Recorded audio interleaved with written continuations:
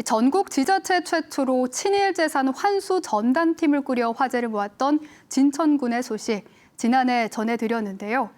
출범 석 달 만에 친일파의 숨겨진 땅을 찾아내는 쾌거를 거뒀지만 최근엔 그 발걸음이 더뎌지고 있다고 합니다. 턱없이 부족한 인력에다 지자체의 권한마저 묶여있기 때문인데요. 3.1절을 맞아 친일재산 환수의 현주소를 김주혜 기자가 취재했습니다. 지난해 8월 진천구는 전국 지자체 중 처음으로 친일재산 국가귀속 전담팀을 꾸려 석 달 만에 값진 성과를 냈습니다. 친일파와 그 후손이 소유한 것으로 의심되는 토지 5필지를 찾아내 법무부에 환수조사를 의뢰한 겁니다.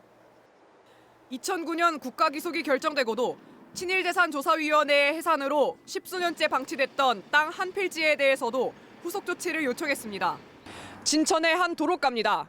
친일파가 소유했던 것으로 확인됐지만 이제껏 별다른 조치가 없었는데 이번에 진천에서 법무부에 다시 환수 의뢰를 했습니다.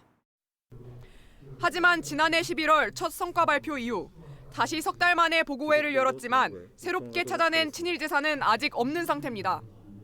방대한 업무량에 비해 투입되는 전담 인력이 턱없이 부족해 속도를 내지 못하는 겁니다. 특히 올해는 2만 9천 명이 넘는 친일파 후손들의 재산을 들여다보고 있는데 빛바랜 옛 수기토지 대장을 현대식 전자등기와 일일이 대조해야 하는 고된 수작업입니다. 하지만 이 모든 과정을 도맡은 전담 인력은 고작 2명뿐.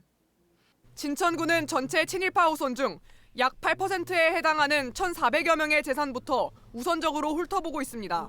팀장을 포함해서 2명을 운영을 하고 있고요. 그리고 때에 따라서는 옆에 있는 직원들에 대한 협조를 받을 수는 있으나 업무적인 한계 때문에 일단은 2명이 계속 그 작업을 하고 있는 상황입니다. 친일재산을 현장에서 직접 발굴하는 지자체에 실질적인 권한을 부여해야 한다는 지적도 나옵니다.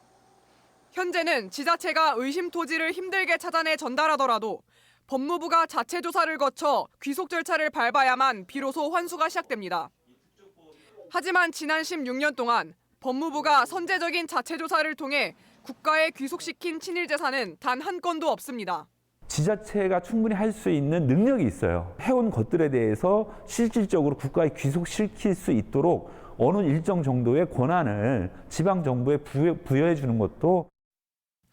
이런 열악한 환경 탓에 진천군의 의미 있는 첫 시도는 다른 지자체로 전혀 확산되지 못하고 있습니다. 게다가 전담팀 신설을 의욕적으로 추진했던 진천군수마저 지방선거를 앞두고 도지사 출마를 위해 조기 퇴임해 앞으로 환수 작업이 명맥을 이어갈지도 미지수입니다. 한편 친일재산조사위원회의 부활을 골자로 하는 친일재산 국가귀속법 개정안 역시 재작년 12월 발의된 이후 1년 넘게 국회 문턱을 넘지 못하고 있습니다. MBC 뉴스 김주혜입니다.